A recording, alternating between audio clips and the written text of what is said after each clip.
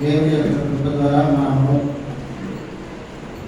ఆయన ఆరాధించుకోవడానికి, ఆయన పరిశుద్ధమైన బలలో పాల్పొందడానికి ప్రభు మనకందరికీ సహాయం చేస్తూ వచ్చి ఉన్నారు. परमेश्वर के अनुभव के द्वारा परमेश्वर की आराधना करने में और परमेश्वर के प्रभु में जो भाग लेने में परमेश्वर ने अभी तक हमारी सहायता करते हुए आया। అదేవిధంగా మనము ముఖ్య వర్తమానాన్ని కూడా ధ్యానించడానికి దేవుడు మనకు సహాయం చేయుగాక. और इसी प्रकार मुख्य वर्तमान में भी परमेश्वर हमारी सहायता करे। देख वाक्य మనము చూస్తున్నాం ఇర్మియా గ్రంథము, इसके लिए हम निकाल लीजिए यिर्मयाह का किताब 23వ అధ్యాయము 23వ వచనాన్ని మనం అందరికీ కలిసి చదువుకుందాం. 23वां अध्याय 23 वचन को हम सब एक साथ मिलकर पढ़ेंगे। ఇర్మియా 23వ అధ్యాయము 23వ వచనం. यिर्मयाह का किताब 23वां अध्याय 23वां वचन। వచనాన్ని అందరం కలిసి చదువుదాం. इस वचन को हम सब एक साथ मिलकर पढ़ेंगे। నేను यहोवा సమీపమునందు దేవుడను మాత్రమేనా, जो वाणी है దూరమునందు ऐसा దేవుడను परमेश्वर जो दूर है యెహోవా సెలవిచ్చిన మాట ఏదనగా, నాకు కనబడకుండా రహస్య స్థానంలో దాగుగలవాడే అయినా నేను భూమి ఆకాశంలో అంతటా ఉన్నవాడని కానే ఇదే యెహోవా వాక్కు. स्वर्ग और पृथ्वी दोनों మరోసారి మీరందరూ కలిసి చదవండి. फिर दोबारा आप सब एक साथ కాంగ్రిగేషన్ దగ్గర చదవండి. कांग्रेशन पढ़े।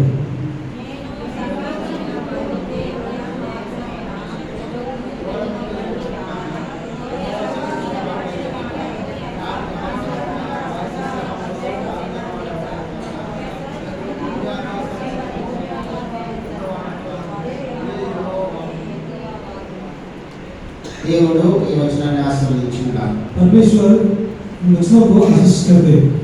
దేవుడు ఎటువంటి దేవుడు అని చెప్తున్నాడు ఆయన. परमेश्वर कैसा परमेश्वर कहता है ఆయన ఇచ్చినటువంటి మాట ఏమిటి? और वो क्या बात वो देता है।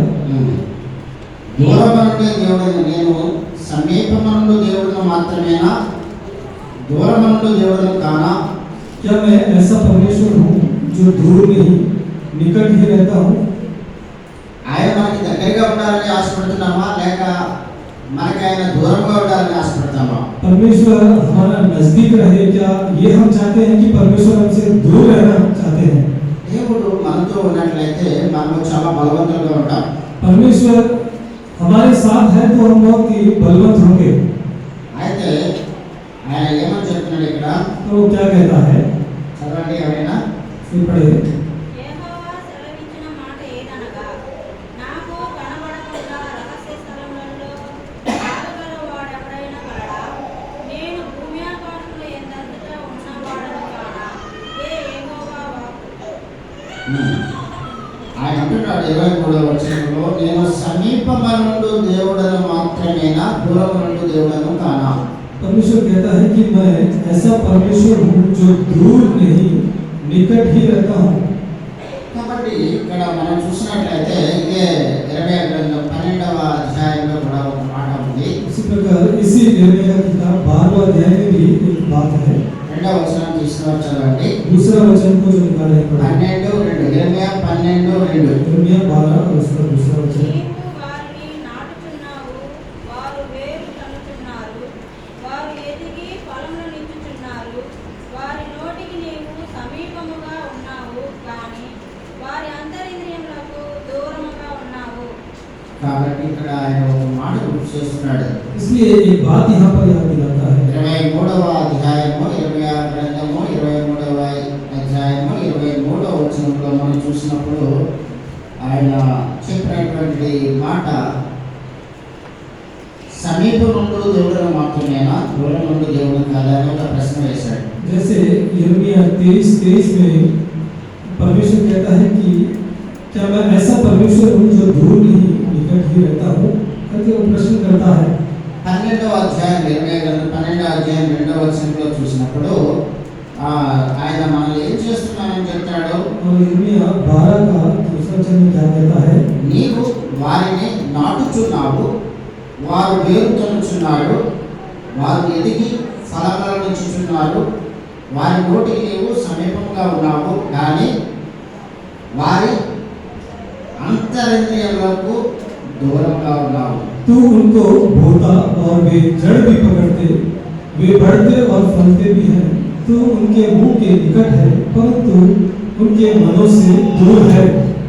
కాబట్టి దేవుడు మనకు గుర్తు చేసినటువంటి మాట ఇర్మియా ద్వారా, इसलिए परमेश्वर यिर्मयाह भविष्यवक्ता के द्वारा इन बातों को हमें याद दिलाता है। ఆయనే మనల్ని నాటుతున్నాడు, वही वो हमें बोता है మనం వేరు తలుతున్నాము, और हम जड़ पकड़ते हैं ఎదుగు ఫలాలను ఇచ్చుచున్నాము, और हम बढ़ते हैं फलते भी हैं, వారి నోటికి నీవు సమీపంగా ఉన్నావు और उनके मुंह के निकट है కానీ వారి అంతరింద్రియాలు దూరంగా ఉన్నావు. पर उनके मन से दूर है।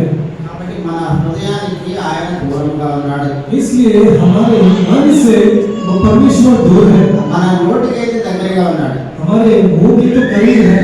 చాలా మంది మనం చూసినట్లయితే ఎక్కువగా మనం పెంతెకోస్తు వాళ్ళని మనం గమనించినట్లయితే వాళ్ళ జీవిత విధానం ఎలా ఉన్నప్పటికీ కూడా మాట్లాడితే స్తోత్రం స్తోత్రం స్తోత్రం అనుకుంటూ ఉంటారు. बहुत सारे जो पेंटेकोस्ट हैं उनके जीवन को हम देखें तो उनकी बातों को देखें तो हर बात में स्तोत्रम स्तोत्रम या फिर स्तुति स्तुति कहते हैं। అదేవిధంగా వాళ్ళు చాలా భక్తి పరులుగా మనకి కనబడతారు और बहुत ही भक्ति पूर्वक दिखाई पड़ते हैं। చాలా వైట్ అండ్ వైట్ లో ఉంటారు. అక్కడ సిస్టర్స్ కానీ బ్రదర్స్ కానీ సేవకులు కానీ सफेद वस्त्र में दिखाई देते हैं, सिस्टर्स या फिर ब्रदर्स या फिर वहाँ के जो सेवक जो भी हैं, వారి నోటి నుండి మాట్లాడితే స్తుతి లేకపోతే ప్రైజ్ ద లార్డ్ లేకపోతే హల్లెలూయా ఇలాంటి మాటలే మనం ఎక్కువగా వింటుంటాం. और जब वे मुंह से बातें करते हैं तो स्तुति स्तोत्रम या फिर हालेलुया ऐसे बातों को ही हम सुन पाते हैं अभी। కనుక వారిని చూసినట్లే అంటే మనం అనుకుంటాం వాళ్ళకన్నా మనకన్నా వీళ్ళు చాలా ఆత్మీయంగా ఉన్నారు. और जब उनको हम अपने आप से जब तुलना करके देखते हैं तो वे हमसे बहुत ही अच्छी तरह से या फिर बहुत ही भक्ति से जीवन बिताते हैं ऐसे हम सोच सकते మన हैं। సంఘాలలో కూడా అనేక మంది మనం చూస్తూ ఉండొచ్చు. और हमारे कलीसियों में भी बहुत सारे लोगों को हम देख सकते हैं। నేను దేవుని సేవ కొరకు సమర్పించుకున్నానని కొంతమంది వస్తారు. मैं परमेश्वर की इस सेवा के लिए मैंने अर्पण किया है ऐसे बहुत लोग बोलकर आते हैं। దేవుడు నాతో మాట్లాడాడని చెప్తారు. परमेश्वर मुझसे उसने बातें किया ऐसे बोलते हैं। అయితే నీటి బీరకాయలో నెయ్యి ఎంత మనం ఎదురు చూడగలమో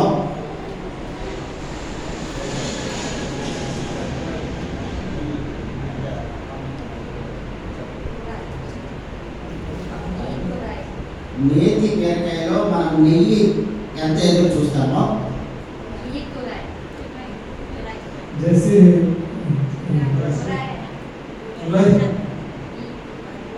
जैसे अच्छा जो तुराई होता है उसमें जैसा अच्छापन हम उसमें कितने तरह हम देख पाते हैं। అది ఓన్లీ ఒక సామెత మాత్రమే.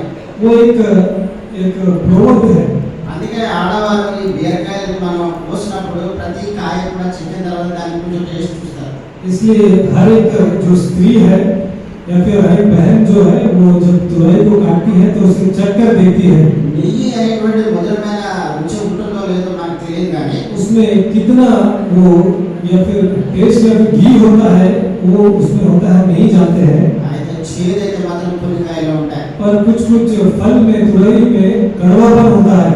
అదే ఇక్కడ మరి ఇర్మియా భక్తుల ద్వారా దేవుడు మనకు చేసినటువంటి మాట ఏంటంటే इसलिए यिर्मयाह भविष्यवक्ता के द्वारा परमेश्वर जो हमसे बात याद दिलाता है, ఆయన వారిని నాటుచున్నారు, వారు వేరు తొలుచున్నారు, వారు ఎదిగి ఫలములు ఇచ్చుచున్నారు, వారి నోటికి నువ్వు సమీపంగా ఉన్నావు కానీ వారి అంతరంద్రియములకు దూరంగా ఉన్నావు. तू उनको बोता और वे जड़ भी पकड़ते, वे बढ़ते और वे फलते भी हैं। तू उनके मुंह के निकट है परंतु उनके मनों से दूर है।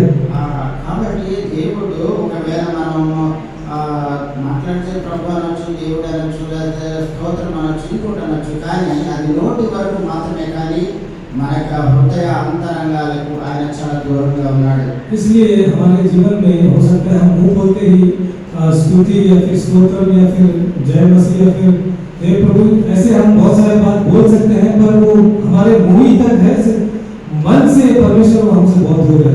కీర్తనకారుడు చెప్తున్నాడు 138వ కీర్తన 6వ వచనాన్ని संहिता कहता है 138वां 138వ కీర్తన 138वां भजन संहिता 6వ వచనం. छठा वचन। మహోన్నతుడైనను ఆయన దీనులను లక్ష్యపెట్టును. ఆయన దూరం నుండి గర్విష్ఠులను బాగుగా ఎరుగును. కాబట్టి ఇక్కడ 138వ కీర్తన 6వ వచనం 6వ వచనంలో మనం చూసినట్లయితే ఆయన మహోన్నతుడైనటువంటి దేవుడు. 138वां भजन संहिता छठा वचन, यहोवा महान है, ఆయన దీనులను లక్ష్యపెట్టేవాడు. वो नम्र मनुष्य की ओर दृष्टि करता है। ఆయన ఆకాశ మహాకాశాలలో ఆసీనుడై ఉన్నప్పటికీ और वो आकाश महाकाश में वो आसन होने पर भी ఆయన ఎవరి పట్ల లక్ష్యం ఉంటున్నాడు? पर वो किसकी ओर दृष्टि करता है?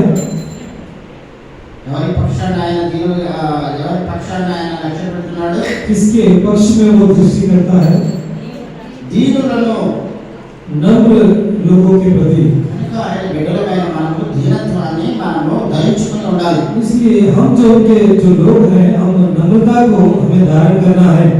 కొంతమంది మనుషుల్ని మనం చూసినట్లయితే వాళ్ళ నడక, వారి మాట తీరు, వారి ప్రవర్తన చాలా అహంకారపూరితంగా కనిపిస్తుంది. कुछ लोगों को जब हम ध्यान देते हैं देखते हैं तो उनकी जो बात करने का तरीका या फिर चाल चलन बहुत ही अहंकार से भरा हुआ होता है। అందరూ ఎస్పెషల్లీ అన్యులను మనం గమనించినప్పుడు खास करके अन्य लोगों को जो हम देखते हैं तो వారి వస్త్రధారణ, उनका जो वस्त्र का कपड़ा पहनने का तरीका అదేవిధంగా వారు వేసుకునేటువంటి బంగారం, और उनका जो सोना जो सोने गहने पहनना వారి నడక, और उनका चाल चलन మాట్లాడే తీరు, और उनका बात करने का तरीका అవన్నీ కూడా చాలా గర్వంగా అహంకారపూరితంగా ఉంటుంది. और ये सभी जो बातें हैं बहुत ही अहंकार या फिर घमंड से भरा हुआ है। అయితే దేవుని యొక్క కృపను పొందిన మనము, దేవుని బిడ్డలుగా కొనసాగుతున్న మనము, దేవుడు మన నుండి సంతుష్టుడు కావాలి అంటే 6వ వచనం ప్రకారంగా మనం ఉండాలి ఇక్కడ. और परमेश्वर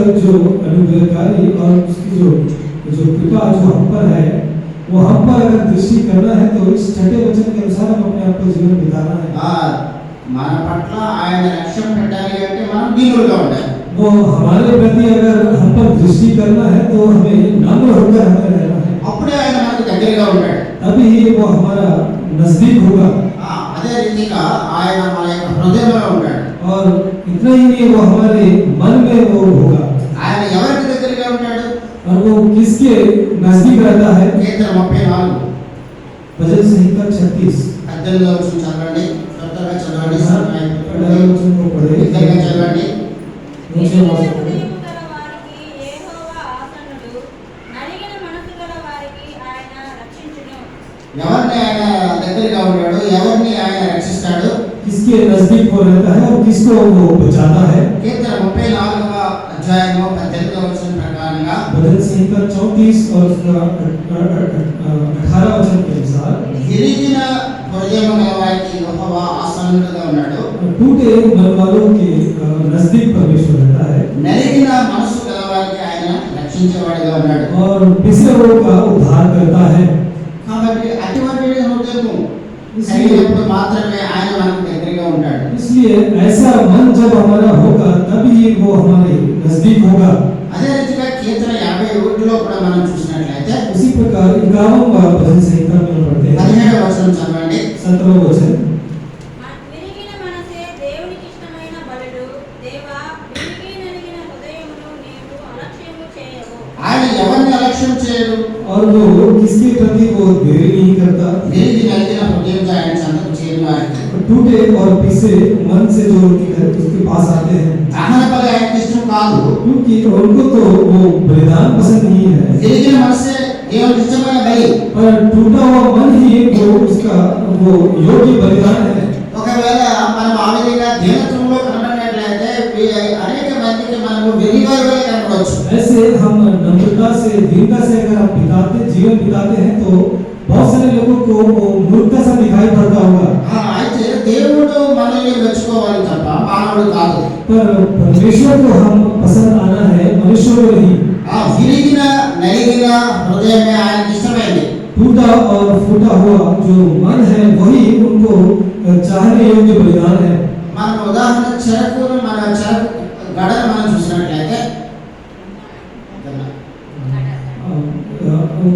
लिए हम गन्ना को अगर हम देखें तो దాంట్లో ఉన్నటువంటి విరగగొట్టి దానిని మెషిన్లో పెట్టి దాని యొక్క రసాయనంతా తీసిన తర్వాత जब उस गन्ने को जब तोड़कर जब उस मशीन में डालकर जब पीसते हैं तो దాంట్లో ఖాళీ పిగిలిపోయి పిప్పి మాత్రమే तब उसमें से जो पीस कर जो बच जाता है जो गन्ना అది నలిగిపోతుంది वो एकदम पीस जाता है ఆ తర్వాత దాని యొక్క రూపం ఉండదు और उसके बाद उसका कोई रूप नहीं होगा దాని యొక్క రసం అంతా కూడా తీసివేయబడుతుంది उसका पूरा रस जो है वो निकाल दिया जाता है కాబట్టి అక్కడ ఆయన విరిగి నలిగిన హృదయం అంటే ఆ రీతిగా ఆ చెరకు చక్కగా ఉన్నప్పుడే దాని యొక్క మరి అనేక మంది దాన్ని మెచ్చుకోవచ్చు टूटा और पीसा हुआ मन का अर्थ है जैसे वो गन्ना जब टूटा जाता है और पीसा जाता है उसमें से रस निकाला जाता है దాన్ని తినాలని అనిపించవచ్చు और उस जो बच जाता है जो उसको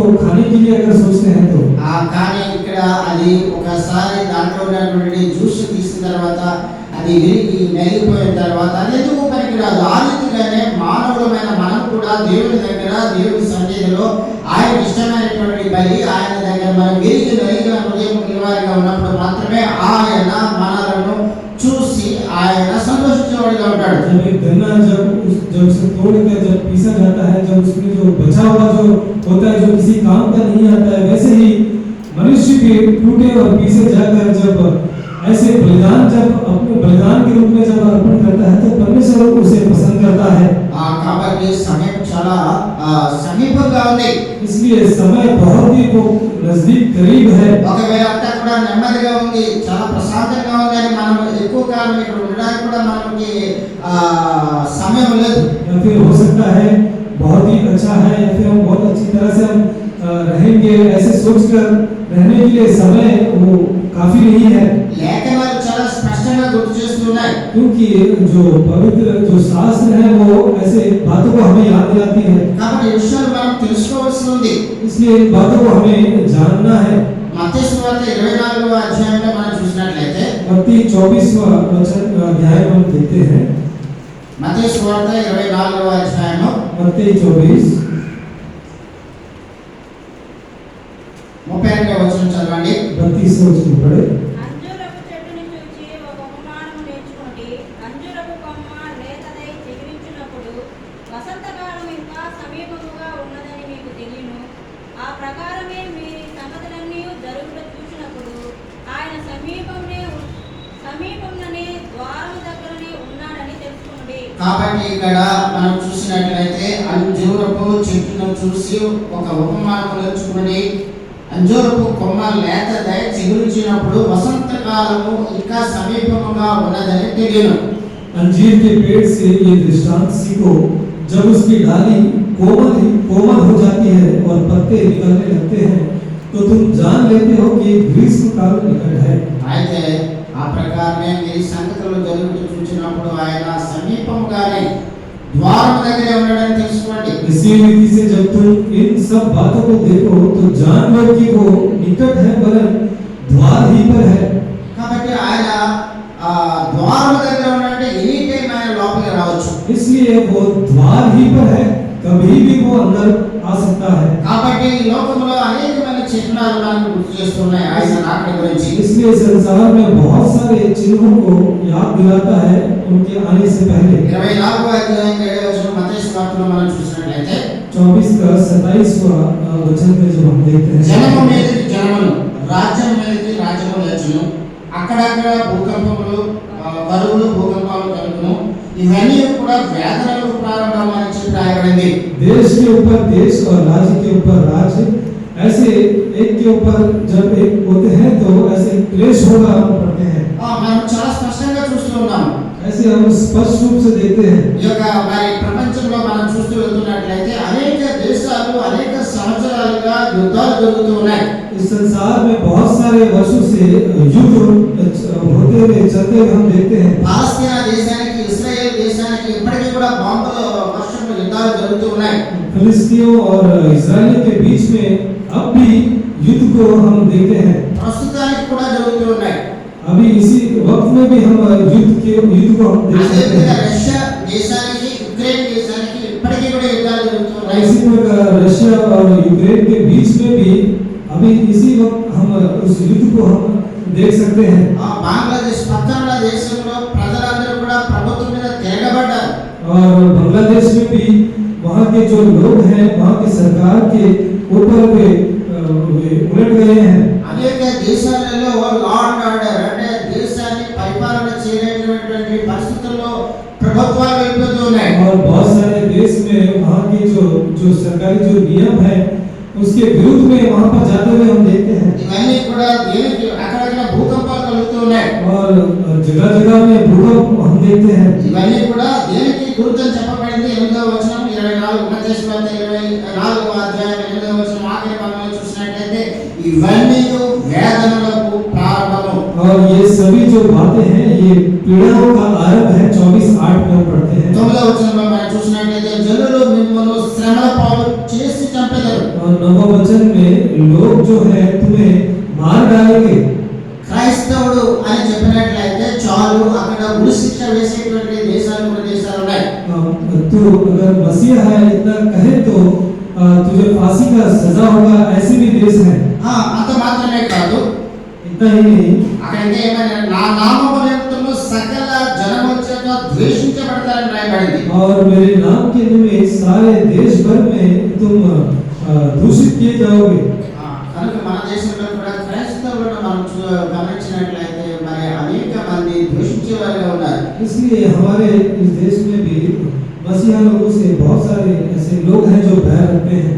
కనుక మనము చాలా జాగ్రత్త కలిగిన వారిగా దేవుడు మనకి ఇచ్చినటువంటి గొప్ప రక్షణను మనం కాపాడుకుంటూ ఆయన కొరకు ఎదురు చూస్తూ ముందుకు వెళ్ళినప్పుడు మాత్రమే ఆయనలో మనం నిలిచి ఉండగలం। इसलिए इस संसार में बहुत ही जागृति से अपने उद्धार को हम संभालते हुए परमेश्वर में हम अपने जीवन को बिताते हुए ऐसे जीने पर ही परमेश्वर हमें संभालने वाला है। ఫిలిప్పీయులకు రాసిన పత్రికలో కూడా ఒక వాక్యం చూసుకొని మనం ముగించుకుందాం। फिलिप्पियों की पत्री में भी एक बात को हम पढ़कर हम समाप्त करें। ఫిలిప్పీయులకు రాసిన పత్రిక 4వ అధ్యాయంలో फिलिप्पियों की पत्री 4वां अध्याय, ఫిలిప్పీ 4వ అధ్యాయంలో फिलिप्पियों की पत्री 4वां अध्याय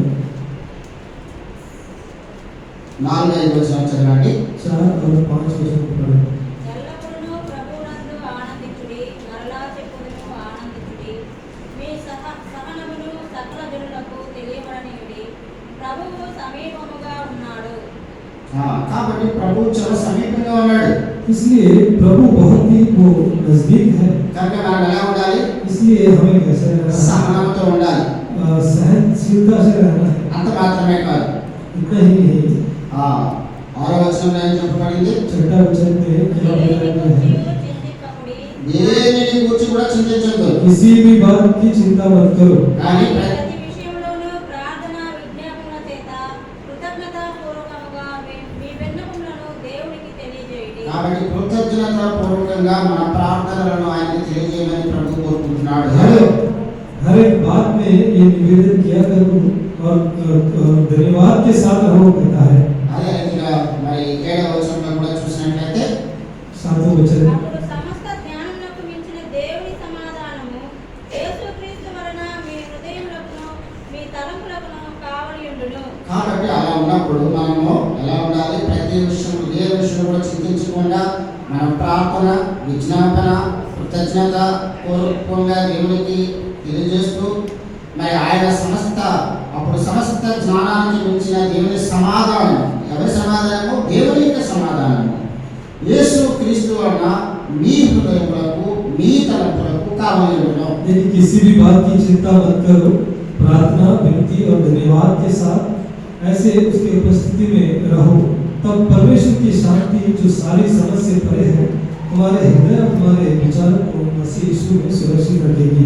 కాబట్టి దేవుడు మనకి దగ్గరగా ఉండాలని మన యొక్క కోరిక కలిగి ఉండాలి। इसलिए परमेश्वर हमारा वो नजदीक रहे ऐसी चाहत हमें होना है।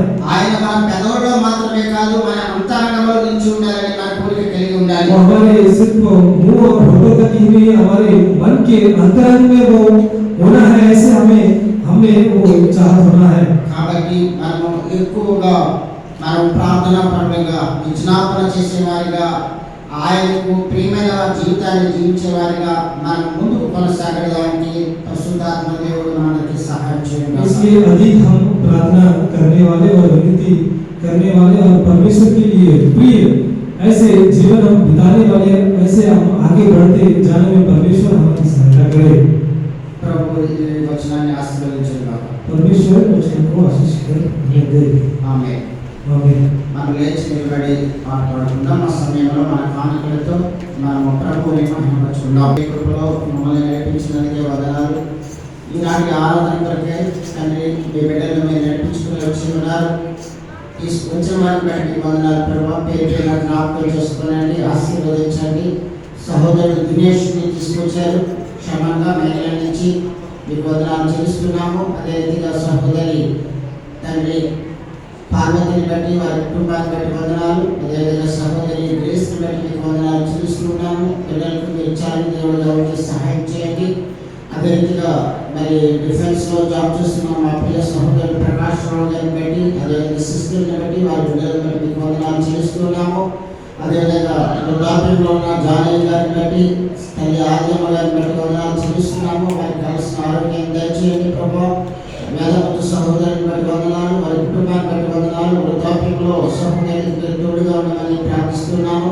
అదే రీతిగా ఆయన చేస్తున్న పరిచయం బట్టి కూడా మీకు వందనాలు చెల్లిస్తున్నాను. అవసరాలు సంధించమని వేడుకుంటున్నాము. అదే రీతిగా తండ్రి సహోదరుడు బోయాజ్ బ్రదర్ని బట్టి, సిస్టర్ని బట్టి వందనాలు. వారికి ఇచ్చిన కుమార్తెను బట్టి మీకు వందనాలు చెల్లిస్తున్నాము. అదే రీతిగా తండ్రి సహోదరుడు జగయ్య బ్రదర్ని బట్టి, సిస్టర్ని బట్టి వందనాలు ప్రభావ. మరి ముఖ్యంగా తండ్రి మరి వారి కుమారుడు జాన్ బట్టి వందనాలు ప్రభావ. జాన్ చేస్తున్న పరిచయం బట్టి వందనాలు. అదే రీతిగా సహోదరుడు నెహమ్యా వారి కుటుంబాన్ని బట్టి కూడా మీకు వందనాలు చెల్లిస్తున్నారు. అదేవిధంగా తండ్రి ప్రభా సహోదరి నయోమిని బట్టి వందనాలు, మ్యాథ్యూని బట్టి వందనాలు. వారికి ఇచ్చిన బిడ్డలను బట్టి కూడా మీకు వందనాలు చెల్లిస్తున్నారు. అదే రీతిగా తండ్రి సహోదరుడు రాజు బ్రదర్ని బట్టి వందనాలు, జాన్ బ్రదర్ని బట్టి వందనాలు చెల్లిస్తున్నాను. అదేవిధంగా తండ్రి ప్రభా వారి తమ్ముడు జేమ్స్ బట్టి వందనాలు చెల్లిస్తున్నాను. మహిళలో ఉన్న జ్యోతిని బట్టి వందనాలు చెల్లిస్తున్నాను. ముఖ్యంగా తండ్రి సహోదరి యాంజలికి ప్రభావం ఇచ్చినటువంటి గర్భాన్ని బట్టి వందనాలు. బిడ్డకు కావాల్సిన ఆరోగ్యాన్ని దయచేయండి. జూలీకి బట్టి వందనాలు. వారికి ఇచ్చినటువంటి చిన్న పాపను బట్టి వందనాలు. వారికి కూడా మీరు జ్ఞాపకం చేసుకుని వారికి కావాల్సినటువంటి క్షేమాన్ని దయచేయమని వేడుకుంటున్నాను. అదేవిధంగా సహోదరుడు లాజరు బ్రదర్ని బట్టి వందనాలు. తండ్రి సహోదరుడు జ్వరంతో బాధపడుతూ ఉన్నాడని తెలిసింది ప్రభావ. మీకు ఆయన హస్తంతో కొట్టి పరిపూర్ణ స్వస్థత దయచేయండి.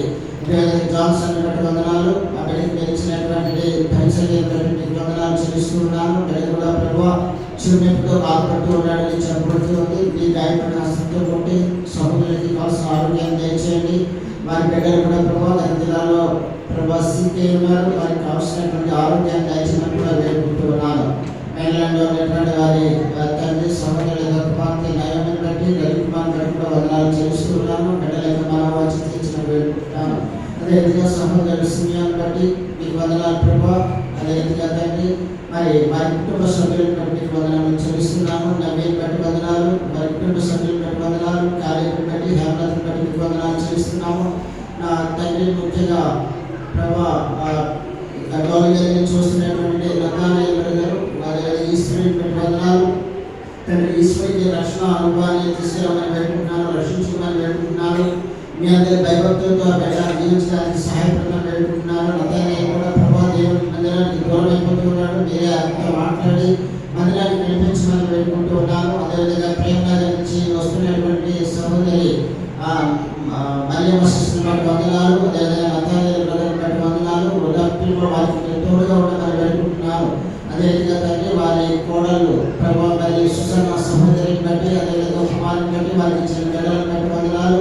తండ్రి నాన్నని అదేవిధంగా తండ్రి ప్రభా సమస్యను కూడా రక్షించుకోవాలని వేడుకుంటూ ఉన్నాను. అదేవిధంగా తండ్రి సహోదరుడు స్వాలమన్ బ్రదర్ని బట్టి వందనాలు, సిస్టర్ని బట్టి వందనాలు. వారికి ఇచ్చినటువంటి బిడ్డలను బట్టి వందనాలు చెల్లిస్తూ ఉన్నాను. జోసెఫ్ని బట్టి వందనాలు, రూత్ మేరీని బట్టి వందనాలు చెల్లిస్తున్నాను ప్రభా. బిడ్డల యొక్క మనోవాంఛ తీర్చమని వేడుకుంటున్నాను. జోసెఫ్ మీ మందిరంలో చేస్తున్న పరిచయం బట్టి మీరు ఆశీర్వదించమని వేడుకుంటున్నాను. ఇమానుయేల్ బ్రదర్ని బట్టి, సహోదరి కుమారుని బట్టి మీకు వందనాలు ప్రభా. బిడ్డలను మీరు ఆశీర్వదించండి. వారి కుమారుడు ప్రభా ఎవరిని బట్టి, రీతిని బట్టి కూడా వందనాలు. బిడ్డలు జ్ఞాపకం చేసుకునండి, ఆశీర్వదించండి. ఈ రీతిగా తండ్రి ప్రభా మరి సమయంలో సహోదరుడు దేశాన్ని జ్ఞాపకం చేసుకుంటూ ఉన్నాము తండ్రి ప్రభా. అదేవిధంగా సహోదరి ప్రభా తండ్రి ప్రభా తల్లిదండ్రుల బట్టి వందనాలు. వారికి ఇచ్చిన బిడ్డలను బట్టి వందనాలు చెల్లిస్తున్నాను. బిడ్డలు జ్ఞాపకం చేసుకోనండి. తండ్రి బిడ్డ కూడా మరి విషయం కూడా దేవుని మందిరంలో తండ్రి మీ పరిచర్యలో పాల్పొందుతూ మిమ్మల్ని ఆరాధించుకునే బిడ్డగా ఉంచమని ప్రార్థిస్తూ ఉన్నాను. ఈ రోజున తండ్రి సమయంలో ప్రభా నేను ఎవరి గురించైనా ఒకవేళ ప్రార్థించడం మర్చిపోయినట్లయితే దయతో మన్నించండి. తండ్రి ప్రభా బిడ్డలకు కావలసిన క్షేమాన్ని దయచేయమని వేడుకుంటున్నాను.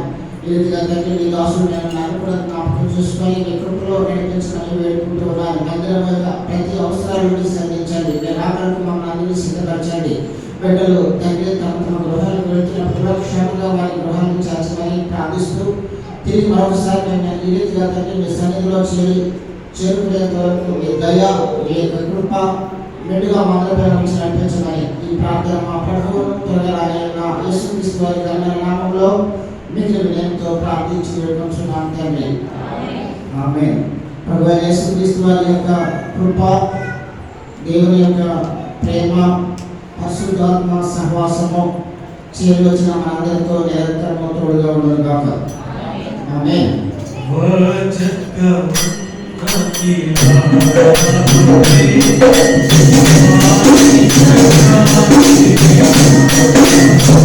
Thank you.